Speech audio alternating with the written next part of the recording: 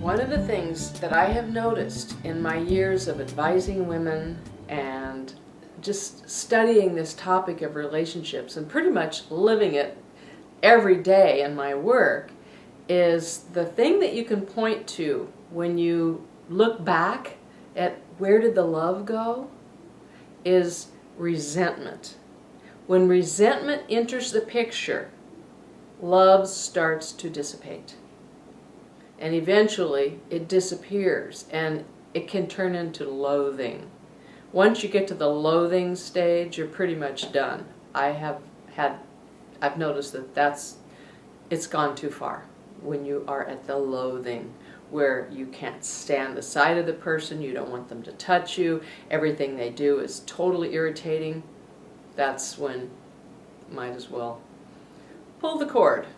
But resentment, you can catch it in time. And the reason resentment builds up is you don't talk about it. If something comes up, you need to talk about it as soon as it's appropriate. I know with the relationship I'm in right now, I don't let things go by.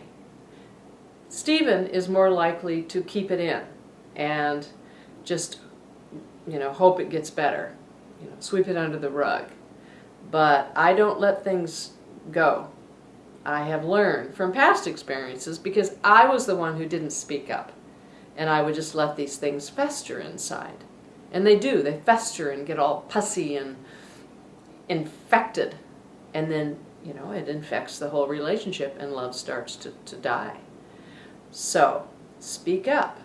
And I will be teaching you how to speak up in such a way that he actually hears you. Because if you do it wrong, the defenses go up and he doesn't hear what you have to say, and all he's thinking about is how to protect himself and how to come back and attack you sometimes. You attack him and then he attacks you and you end up with this big fight and nothing gets accomplished.